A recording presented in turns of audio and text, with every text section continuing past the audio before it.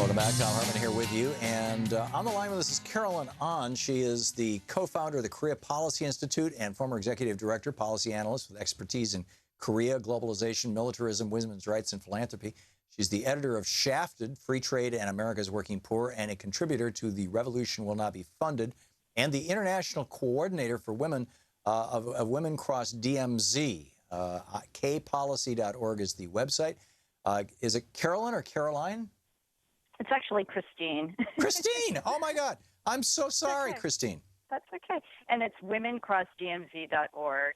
Okay. We organized a historic crossing of the DMZ in 2015 with Gloria Steinem and Nobel Peace Laureates calling for an end to the Korean War. Thank you, Christine.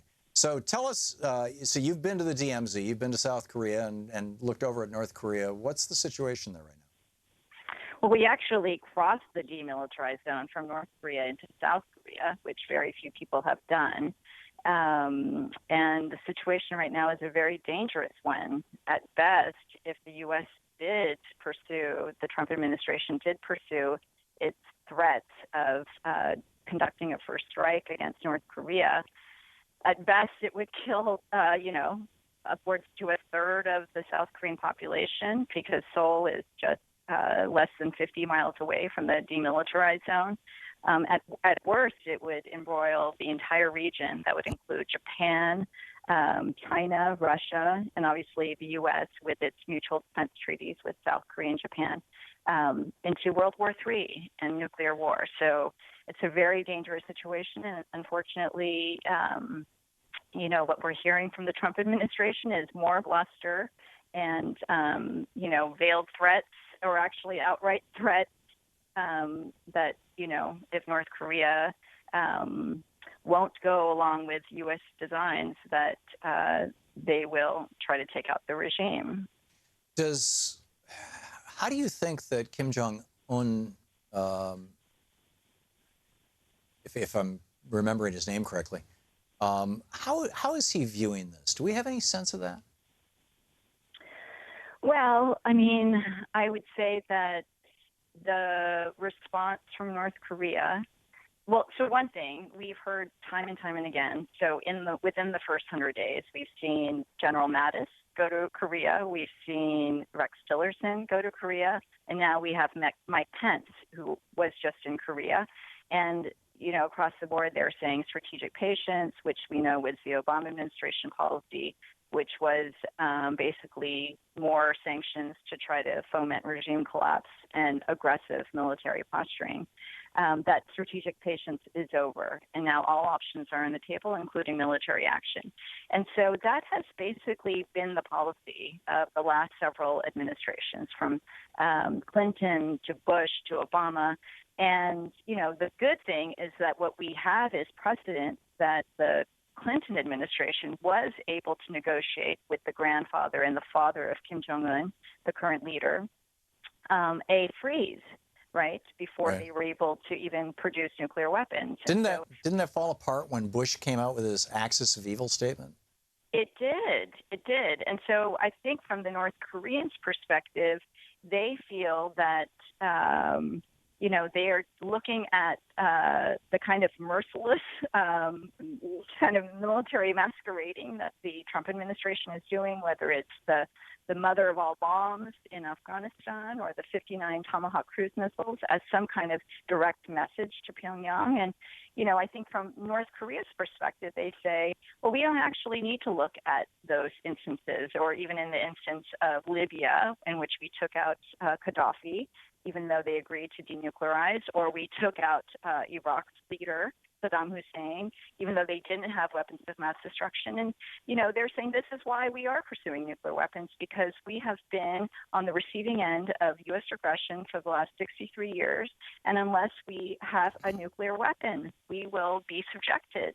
And so they are not only saying, look at the Middle East, but look at our own example of indiscriminate bombing by the U.S. in the Korean War, where 80% of North Korean cities were obliterated. Foreign journalists that traveled there from the UK, from Eastern Europe, they recount that felt like being on Mars because nothing was standing but ashes and chimneys. And so I think, for Americans, we tend to think that, that we have this portrayal of North Korea as some crazy, mad dictator. And I'm not saying that they aren't. They are a brutal regime that is, hell-bent on maintaining their power. But without that larger historical context, we will never truly understand North Korea. And so we will never be able to come to terms with why they are pursuing a missile defense or missile program that could launch a miniaturized nuclear warhead and reach the United States. I don't think that they are intending to do it, but they will hold on to that as their defense. Well, it's mutually assured destruction. It was the official policy of the U.S. and the Soviet Union for 60 years. Absolutely. It's the same situation with North Korea. Yeah. So what should the Trump administration be doing, and what possible mistakes could they make that might throw us into World War III? We have about 3 minutes here, Christine.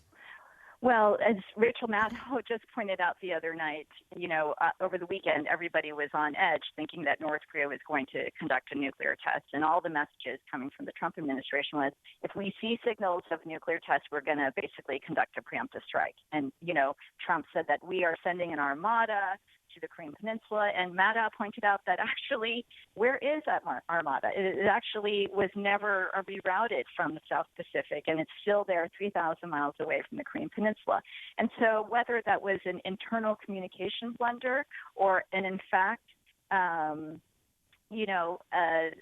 like a mistaken or misleading threat to North Korea, the bottom line is there is the only communication that is taking place between the U.S.